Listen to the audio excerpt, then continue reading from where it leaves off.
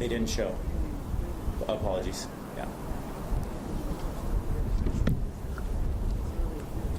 Good afternoon. Thank you so much for joining us for the Palisades Fire press event for Monday, January 13, 2025 at 3 p.m. My name is Thomas Schutz, Public Information for the Palisades Fire. I want to give some quick facts on this incident. We're at 23,713 acres. This fire is 14% contained. And as of today, we have over 5,000 personnel out here, 5,123 personnel working this incident. We're going to kick it off with an operational update.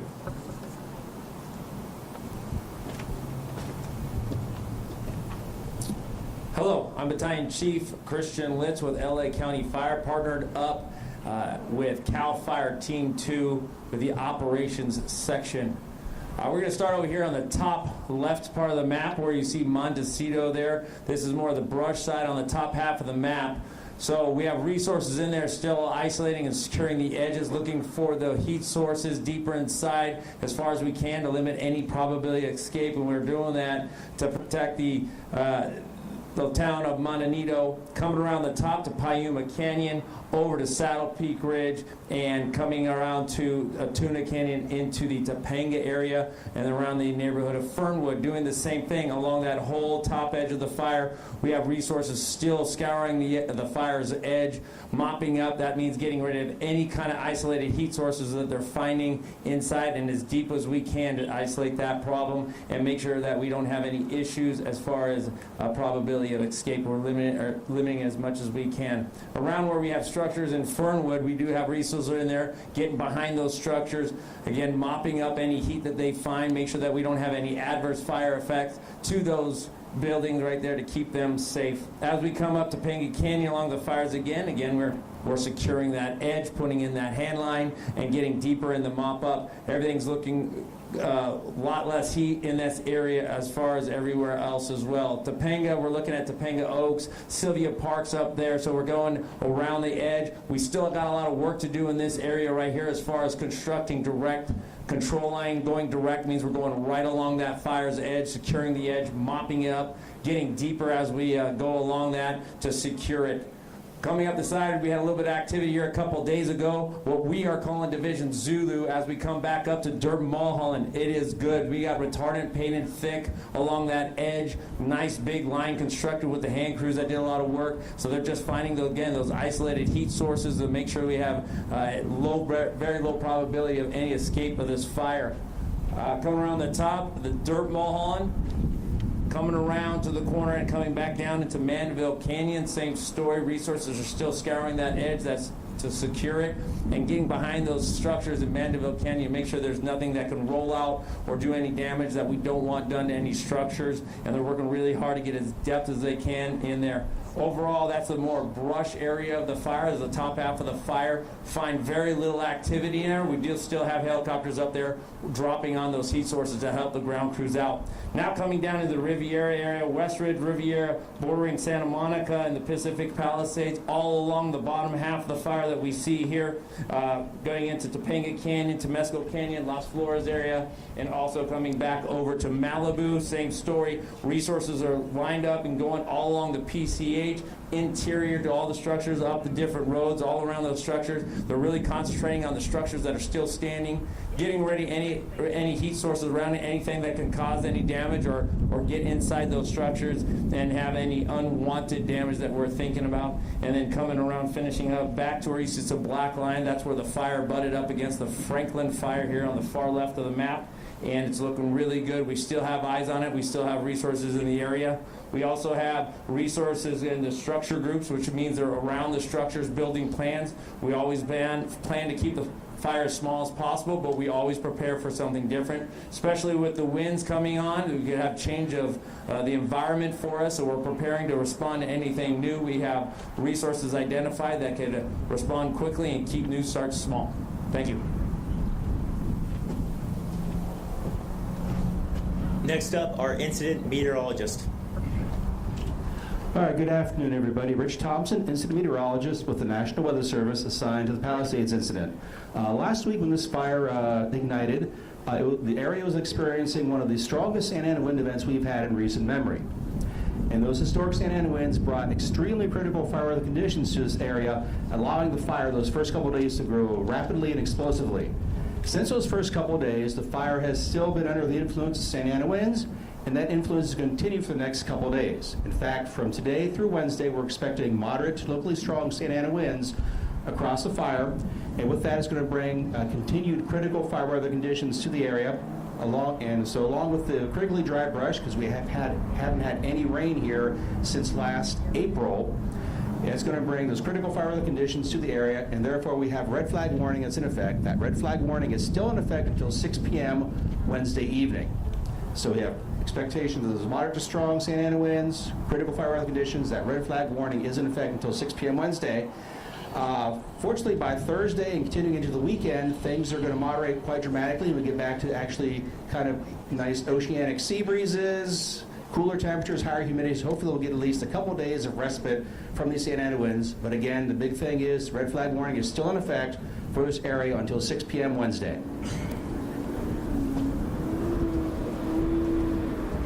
Thank you. Now I'd like to invite all of our speakers and guests up to the stage, please.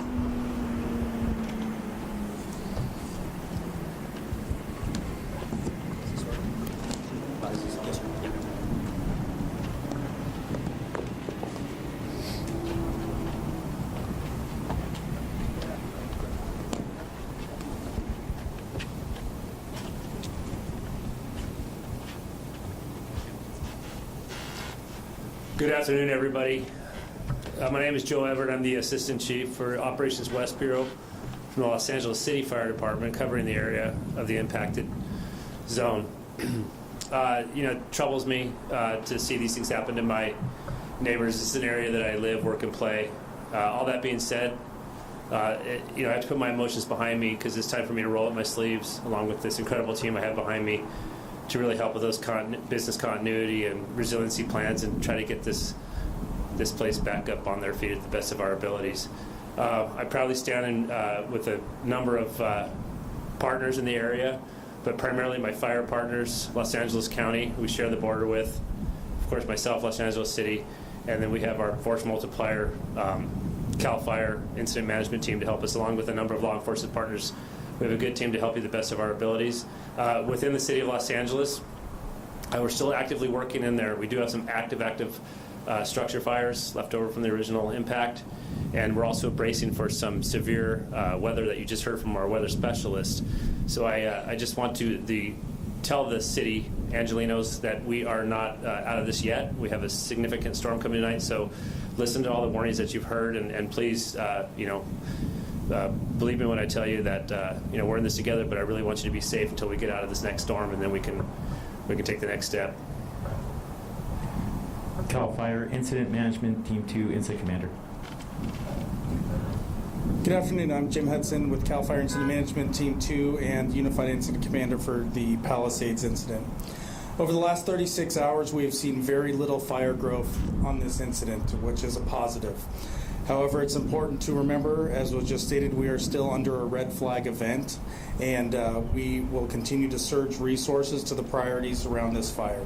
The priorities right now are extinguishing any flare-ups around structures, responding to any hotspots on the interior around structures, and primarily building line for community protection. Those have been our priorities the last throughout this incident, but we've been able to achieve those priorities.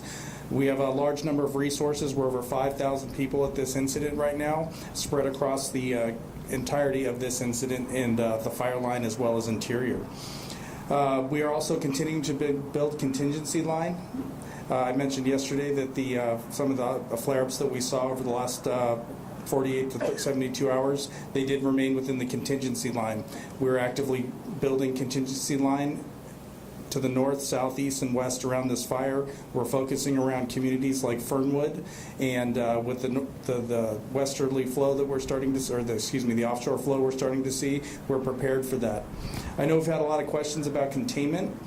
Not a lot of smoke in the air today. Part of the reason that the winds are keeping the smoke down.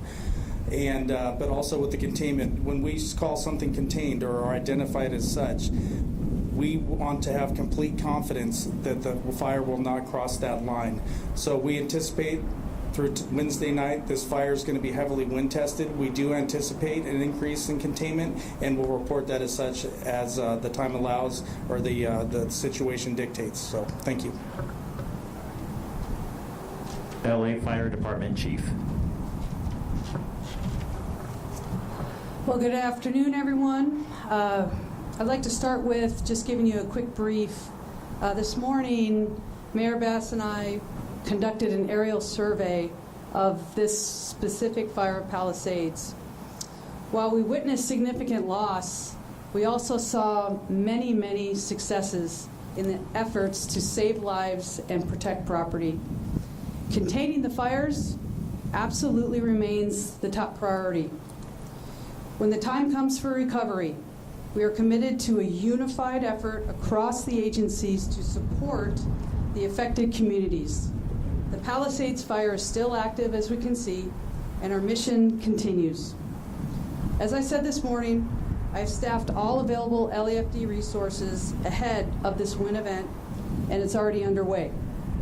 There are pre-positioned engines, strike teams, task forces across the city to make sure that we have the ability to rapidly respond.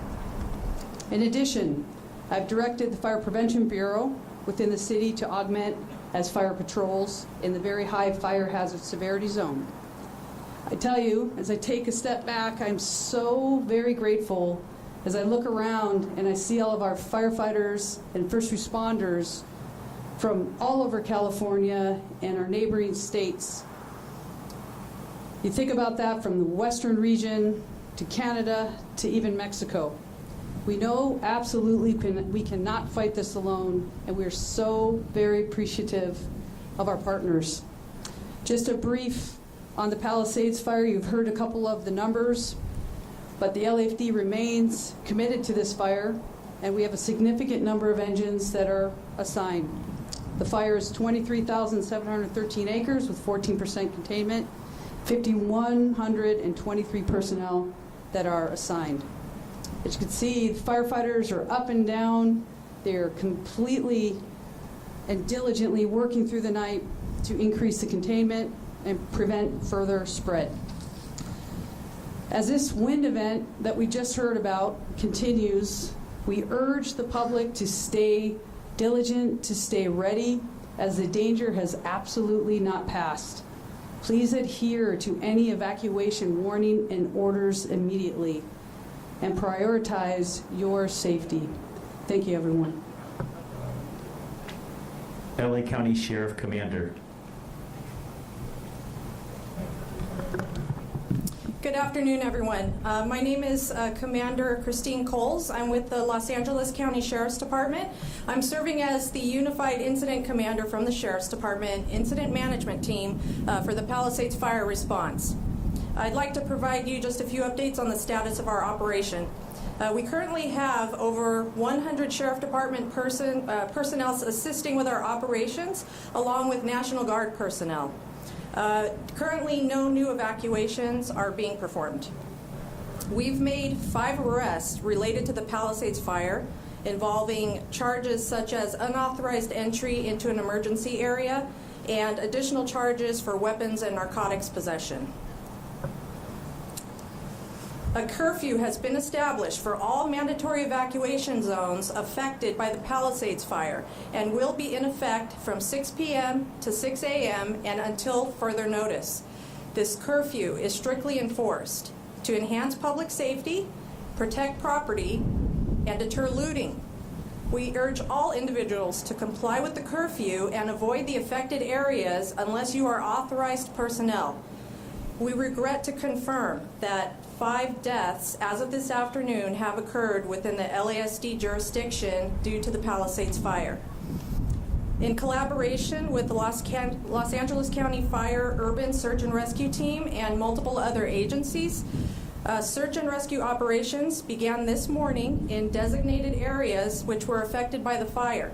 These searches are part of a phased approach and will occur during daylight hours. The goal of the searches is to ensure that areas are made safe prior to entry and to ensure every resident is accounted for. I can't begin to comprehend the anguish that some in the community are feeling, and I'm so sorry for all the losses that you have suffered. However, we ask that you understand that thorough searching must be conducted in these areas to render them safe and to provide conclusion for those that have been reported missing. We appreciate all the cooperation that you give us during this tragedy. Thank you. LA County Fire Department Chief Harris. Good afternoon. Again, my name is Robert Harris, and I'm with Los Angeles County Fire Department. I'm one of the Unified Incident Commanders assigned to this incident. Your Los Angeles County Fire Department understands that the community is in need of information. To assist the community in understanding or knowing the status of their property, impacted residents may visit recovery.lacounty.gov to view preliminary maps showing the damage assessments. Please note that preliminary maps have been posted and are updated daily. If you look at the map and you do not see a color by your address, that means that that building has not been assessed as of yet. As stated by my colleagues, severe weather conditions will continue through Wednesday. Please be assured that the Los Angeles County Fire Department is prepared, and we are anticipating winds and low humidity and low moisture, which will be a threat to the Los Angeles County area, and it will be critical. We ask all Los Angeles County residents in fire-prone areas to understand that the public safety shutoffs are critical and necessary for the collective safety of the community and for preventing additional wildland fires. There are rumors out there that the Los Angeles County Fire Department turned down offers for mutual aid. We want you to be assured that these rumors are totally false. However, we would like to make it totally clear that repopulation will not occur until the area is safe for our residents to return home. We would like once again to thank Supervisor Lindsay Horvath for her unwavering leadership and continued support through this unprecedented disaster. And finally, to the residents of Los Angeles County affected by this catastrophe, please be assured that our firefighters continue to work toward containing these wildland fires from the land and the ground so that we can get you home relatively as soon as possible. We stand alongside of you during this terrible disaster, and we will be with you during the recovery effort. Thank you. LAPD Chief. Well, good afternoon. I want to assure you that the LAPD and all of our partners here remain fully committed to your safety and well-being as we move forward through this together. Just a bit on our deployment. LAPD officers are performing increased patrols in the areas impacted by the fires. For a 24-hour period, we have deployed roughly 600 officers to these areas with support from Los Angeles Airport Police, Port Police, and the National Guard, who has 200 soldiers assigned to the Palisades incident, and we're very grateful for all of their support. On the missing persons front, certainly a concern for everyone. At this time, we have 26 people reported missing. 17 of those have been found safe. Of the 9 remaining, 2 have most likely been found deceased, but we have yet to be able to positively identify those individuals. 1 has likely been found safe at a shelter, but refused contact with the police, and 6 remain unaccounted for. Anybody who may have information on any of those 6, if you would, please let us know. In total, 3 fatalities were fire-related. 1 fatality died at a hospital, but had not been previously reported missing. On the arrest front, we've made a total of 14 arrests. 3 of those were for failure to obey curfew, impersonating an officer 1, impersonating a firefighter 1, unauthorized entry to a closed emergency area 2 people, 1 for driving under the influence, 1 for vandalism, 1 for possession of ammo and burglary tools, 2 for burglary, and 2 for conspiracy to commit burglary. So in spite of what we say up here, there are people who are still going to take advantage of the situation, so please help us out with that. Animal services on that front were sensitive to the fact that in the rush to evacuate, many residents were forced to leave their pets behind. In order to help residents gain access to the pets that were left behind, Animal Services is accepting calls and creating a list for CAL FIRE to assist with facilitating reunification with their pets. That number is 888-452-7381. And Animal Services is deploying 2 animal regulation officers here to the Zuma command post to be able to assist in that and inspect undamaged properties for animals. Again, just a reminder on the curfew, my partner, Commander Coles, mentioned the curfew order will remain in place tonight from 6 p.m. to 6 a.m. And unless you're public safety personnel or other disaster workers, you have no reason to be at these locations. If you are in those areas, as you've heard over and over again, you will be subject to arrest. Enforcing a curfew is an important tool to keep the burn areas and evacuated property secure and to keep looters out. This effort also helps to protect public safety personnel who are operating in darkness in very difficult circumstances. As you heard previously, there's still a threat there from gas lines, electricity down power lines, not to mention the toxic environment that's been created. So unless you have a real official reason to be there, please stay out. In closing, I just want to reiterate that our department, that all of us standing be here with you today before you, are with you. We're here for you for the duration, not only to ensure your safety, but provide support and resources necessary to recover and ultimately rebuild. I want to ensure the community that we're working tirelessly every day to protect lives, property, and maintain public safety during this critical time. Thank you for your understanding, your patience, and your resilience during this very, very difficult time for all. Thank you. CAL FIRE Director.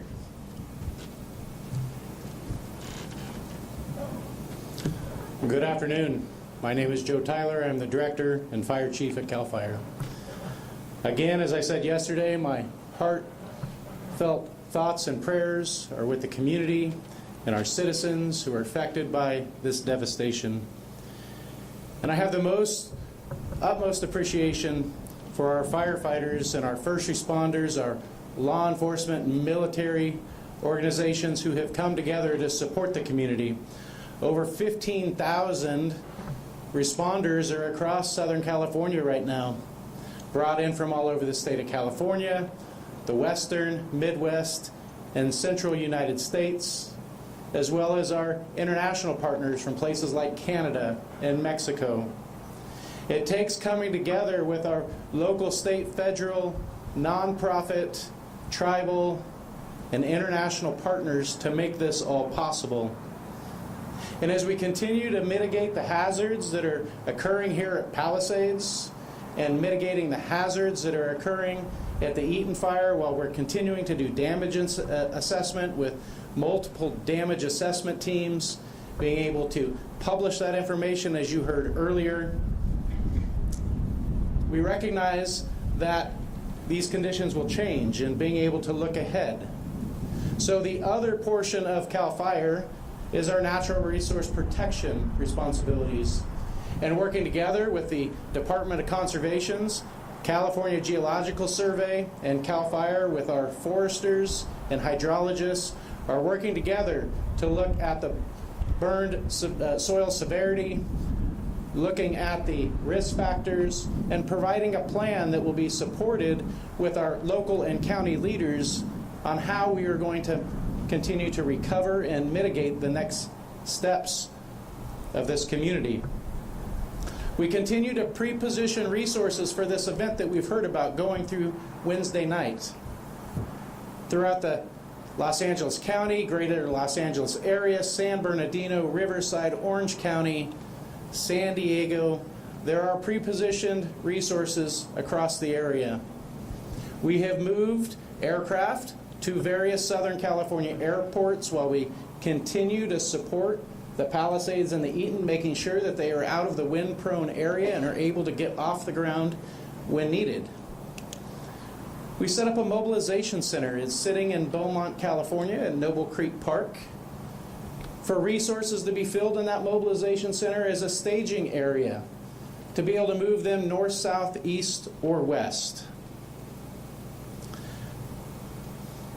As we continue through this event for the next 2 days through Wednesday evening, we need you to remain vigilant, ready to evacuate, heeding the caution of law enforcement, military, National Guardsmen, your firefighters. Heed their warnings so they can fight fire and not have to focus entirely on rescues. For additional information, as you've heard and you will hear, you can go to a variety of links on websites to find out more information that's available, but from CAL FIRE's perspective specifically, fire.ca.gov, links to all of our local and county official websites. And to prepare yourself better, go to readyforwildfire.org. Thank you. CHP Commissioner. Good afternoon. I'm Sean DeRee. I'm the Commissioner of the California Highway Patrol. Currently, the CHP has over 700 officers that continue to be on tactical alert in the LA region. 248 of those during this 24-hour period are assigned to both the Pacific Palisades and the Eaton Fire. Their general role is general law enforcement support for the Los Angeles County Sheriff's Department, Los Angeles Police Department, looter suppression. Many of them are on traffic control. Just a message, I would ask you to have patience with the officers that are on traffic control. They are not the ones making the decision to deny entry, to not allow people to reoccupy. We're interacting with a lot of members of the community. Emotions are high, and that's being taken out on the officers. During briefing, we're asking our officers to have empathy, to show patience, and we'll ask the community to have some tolerance for the officers as well. The CHP is in this for the long haul, along with all our other state partners, as we mitigate this tragedy. Thank you. Next up, California State Senator Ben Allen. Well, good afternoon, everyone. Ben Allen, representing the wonderful communities of Malibu, Palisades, Hollywood, that have been so impacted by this terrible fire. I just want to thank the incredible first responders who've come from all over the state, indeed all over the West and several of our neighbor countries, heeding the call and are working so hard, and it's because of them that we've made so much progress on defeating this fire. We've been able to roll back evacuation orders in Santa Monica and make incredible progress in Mandeville Canyon and up on the northern portions of the fire, and that's very much due to the selfless and tireless work that they've been engaged in. I've taken several trips into the fire zone. It's devastating. I understand why people are concerned about letting folks back in, given the amount of wires on the ground, asbestos risk, water, gas. A lot of utility work currently underway in the area where they're shutting off all the potential risks. It's going to be a long and arduous process. I brought one of the ranking member of the committee that oversees FEMA in the U.S. Congress there today. We talked about resources for the area, and I certainly hope and expect that our fellow Americans from around the country will step up and help us through federal assistance, just like we do every single time in other parts of the country, as they've had storms and challenges with hurricanes and issues on the Gulf. Senator McGuire came, the leadership of the state Senate. We talked extensively about ways that the state is going to help. We talked also extensively about the rebuilding efforts in some other cities in the state, such as Santa Rosa, which burned down 6 years ago, and it's now been rebuilt. And I think that's a story of inspiration for us as we think about a path moving forward. We're also so happy that the president came to visit some of the fire site and offered a 100% reimbursement rate for the firefighting and first responder efforts. And the governor's now stepping up with a major infusion, $2.5 billion just proposed just now to assist with fire recovery efforts here in Los Angeles. He obviously came out with a big announcement on permitting reform yesterday. Our Attorney General and District Attorney are working hard on both looting issues but also price gouging and making sure that people don't take advantage of folks who are vulnerable. We've got there's a lot of work to go ahead now, including in the world of insurance. And part of what's so important about the efforts that were just announced was that insurers oftentimes require photographic evidence of the destruction of the properties in order to get to pay out their insurance. reimbursements. And that's why this kind of work, going through and documenting the destruction property by property, is so important for folks. It's not just the sense of closure, which we know is incredibly important as well, but it's also going to assist people with insurance. The Insurance Commissioner is actually bringing 2 weekends full of workshops. First of all, this weekend, the 18th and 19th at Santa Monica College, and then the following weekend at Pasadena City College to largely service the folks who've been impacted by the Eden fire. So we're hosting that workshop at SMC this coming weekend, and there are going to be people from private sector insurers, the FAIR Plan. It's going to be a one-stop shop for you to get all of your insurance questions answered in person, so you don't have to be stuck on hold on a line. You can make appointments. Walk-ins are accepted, but we're certainly encouraging people to make appointments. 800-927-4357. That's 800-927-4357. Again, this has been a devastating few days for our community. I've lost so many of my friends have lost their homes. I just was at my synagogue, which is based in the Palisades. On Friday nights, we had a service of healing, and over a third of the congregants there have lost their homes, including both of the rabbis.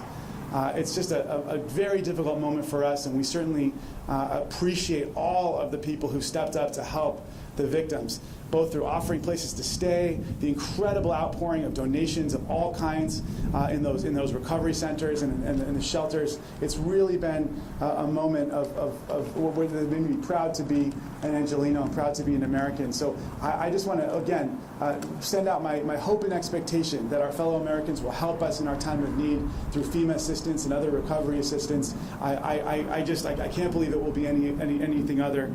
And I want to just close by saying God bless our firefighters and our first responders who have been working so hard, who have thrown everything they have at this fire, and they're a big part of the reason why we're now on such a track toward success in ending this fire.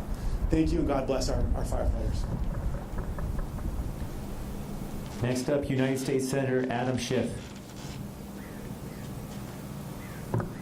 Just want to start off by referring to the remarks of the incident commander, Jim Hudson, who I think said we have seen very little forward progress on the fires in the last 36 hours. That is some very good news that we have all been desperate to hear. If we can say the same about the next 36 hours, we will be indeed fortunate and maybe begin to move into a different phase of this. But the only reason we've made that progress in the last 36 hours is because of the folks that are standing behind me on the stage and literally thousands and thousands of others that are deployed throughout these fire areas. This command center right here, we have 5,000 people operating out of it. It's like a fire army operating from here. So I'm grateful for what the governor and his staff have done to help organize this response. I'm very grateful to CAL FIRE for your leadership in this, to my colleague Alex Padilla, to LA City Fire, LA County Fire, to the police department, the sheriff's office, to the weather service, to FEMA, to SBA, to everybody who's coming together. In the public sector and the private sector, it's been an extraordinary effort. I was at one of the shelters earlier today, seeing what Red Cross volunteers are doing and Salvation Army volunteers are doing. Many of these shelters are being inundated with offers of help from the community, which is just so heartwarming. And talking to some that have lost their homes and lost everything but their lives, it is inspiring to see how strong and resilient they are, how determined they are to rebuild and to bounce back from this. And so there's a lot to be inspired by in this time of trial. There's also a lot to be infuriated by, and I would just say to those of you out there who are looting, adding injury to injury for these people who have lost their homes, there is a special place in hell for you. And if the folks behind me have anything to say about it, there'll be a special place in jail for you too. And I would also add, for anyone, as we've seen in prior disasters, who are looking on this as an opportunity to defraud taxpayers and try to steal money meant for the relief effort, there's a special place in hell for you too, and we are going to go after you. But I'm so grateful for what everyone around here is doing. I want to urge any who are watching in the insurance industry to move with urgency when people are coming to you with their claims, because many can't proceed very far with FEMA until they determine what's covered or not covered. And so we need you to treat all of those affected like the members of your family. Some indeed are members of your family, but we need the insurance industry to move on this with urgency. And I also want to tell people who have applied to FEMA, you may have gotten a quick response that looks like you're not going to get any help from FEMA because you have insurance. You may not qualify for most of FEMA. If you have insurance, you may not qualify for everything, but there may be funds nevertheless that you do qualify for. So read carefully what response you get from FEMA. There are also, in addition to grants that FEMA has, there are low-interest loans that the SBA has to help you rebuild homes and businesses. So there are resources out there. We're going to be trying to bring more resources back. This is going to be an intensive recovery effort. Our first priority right now is to put down the flames, make sure people are safe. And then we need to move with speed to clean up the debris, which, as Senator Allen was pointing out, there are still fires in some of these residential burn areas. There are wires, there are poles down. There is just a huge amount of ash and debris that is unhealthful to be around and breathe for sustained periods. We're going to need to clean all that up. Obviously, we want people to be able to access their personal possessions that still remain. But we need to, when the time comes, we need to move up that cleanup effort and really get to it. As well, the process of rebuilding, I'm glad to hear the governor talk about streamlining the permit process. We can't have this drag out for 10 years. We need to get this done urgently. Let's make this a model on how you can quickly rebuild after a major disaster. Finally, to so many of you who are struggling with what you've lost, the whole state, the whole country is thinking of you, is sending their prayers to you, wants to be helpful to you. We're going to get through this. We are in California nothing if not resilient. We are going to rebuild. These neighborhoods will be rebuilt. Communities that you love will be rebuilt. We want you to come back. Neighbor wants to see neighbor again. So we're going to be working on this. We can't lose sight of this. We have a tendency in this country to focus on a disaster while it's happening and then meet it after and then move on to something else. And we need to remain focused because this is going to require a sustained effort. Once again, thank you, and I think they're going to open up to questions.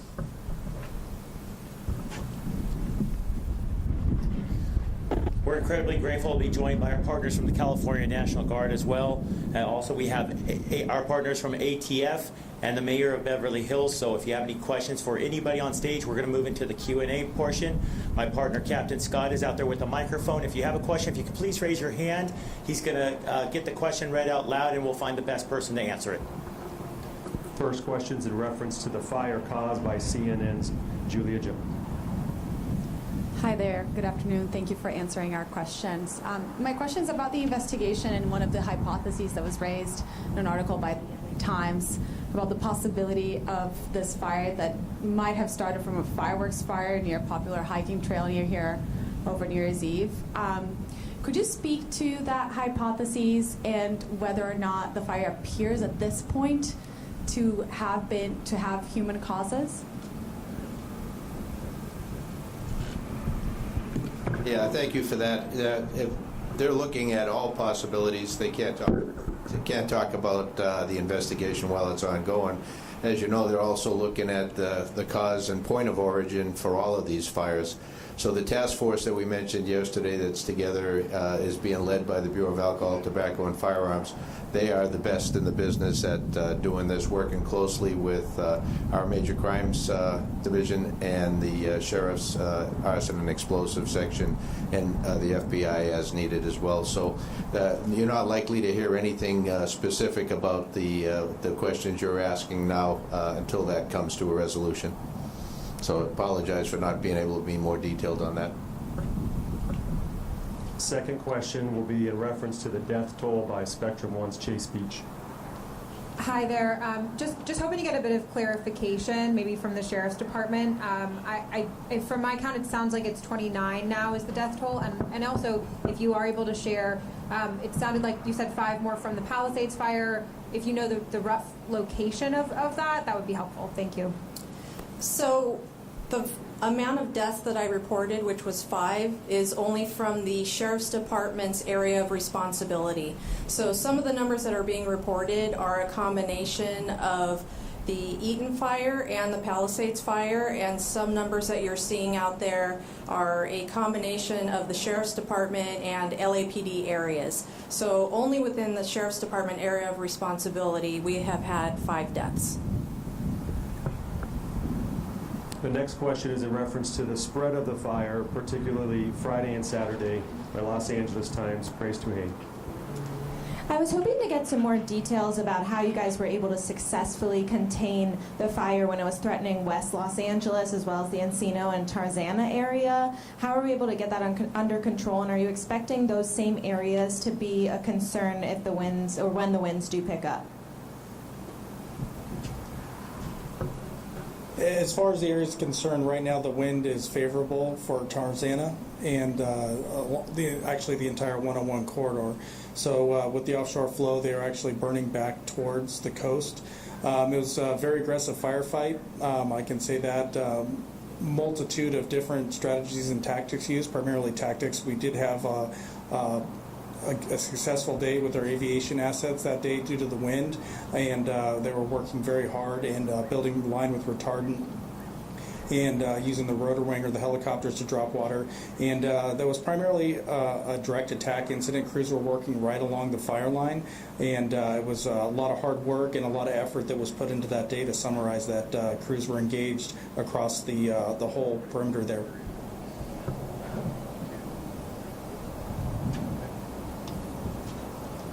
Next, we have a question from Ross with KCAL, 3 parts, and he'll go through all 3 of them. Thank you, Chief Crowley. If I may ask you a question from CBS News and KCAL News. First and foremost, our analysis from the numbers that CAL FIRE has given us show up 5,000 people fighting in this fire. 85% of them are from Southern California, our local heroes, men and women. How are they holding up? That's the first question. So I'll speak specifically from our LAFD members, and please join in. I tell you, our people are resilient. They are working extremely hard. I did have the opportunity to speak directly with our members that are assigned to the local fire stations, where it was initially, they were fighting fire. And I tell you, they stand strong and proud. But I also want to tell you in the community that they feel what the community is feeling. Their community is our community and vice versa. So we visited the fire stations, and our people are fatigued, but they keep showing up. And I'm extremely, extremely, extremely proud of them. And I'm sure that goes across the board with every single entity that is reported to this specific fire. They're incredible. As we go into this period now with wind gusts perhaps as high as 70 miles an hour beginning late tonight and through Wednesday, how have you changed the firefight tactics, and what do you have to say to residents in this area about, is the fire possibly going to whip back up out of control? We're only at 14% containment right now after nearly a week. Right, so I'll speak really high level, and then we can bring in the operational experts in that regard. But when it comes to just the lean forward posture, This is still an active incident, very active incident. We have 5,000 people, individuals who are assigned just to this incident. Mind you, let's talk about all the other incidents that have already occurred, and we still have to build recovery from that side. That lean forward posture is very, very important. Do not let your guard down. The winds are here. So that's what we need the community to pay attention to specifically. When it comes to the operational side, again, even outside of the Palisades Fire, just be resilient and be mindful about the information that's coming out. Let me ask you what homeowners have been asking us in the areas that have tragically already been burned through. In Palisades, for example, every homeowner wants to know when they can return to their homes. So Angelinos are strong, as you know. They just want it straight. Is it going to be days or weeks or possibly months? What is your best estimate at this time? Right, so I would love to bring in when we talk about repopulation, we have messages over and over again, and I understand the frustration. Number one, the community needs to understand, it's still active. We are still searching for individuals, families that are missing, family members that are missing. There's an active search. And when it comes to it not being safe, I know that is so frustrating, but that's what takes the time. I will tell you and guarantee you that when it is safe to do so, we will allow the population and repopulation in the community to come back in. That is top of mind, but just as important top of mind is the safety of those individuals as well. I'm not sure if anybody else wants to speak on the timing. But the estimate, Chief, realistically, it will not, what I can say, it will not be days. And with that, I think, again, stand by for more information. We have so many individuals here to do what we need to do to manage what's happening out there. Repopulation and getting our community members back so they can see it and understand it is really, really important to every single person that's here. That is top of mind. We'll make sure we'll do it as quickly as we can, but it has to be safe. And in the meantime, if homeowners go to those links, they can see photos as well of their properties. Photos, so that's brand new. That's a huge step forward. That is a step forward, and I don't want to speak for the individuals that are doing that, but that is a big step forward. Thank you. I think that concludes the questions. We would like to make one mention. It was mentioned that Mayor of Beverly Hills, of course, that's the Mayor of Malibu, Doug Stewart. So if there's any other questions or Spanish, they'll be happy to be handled. Thank you.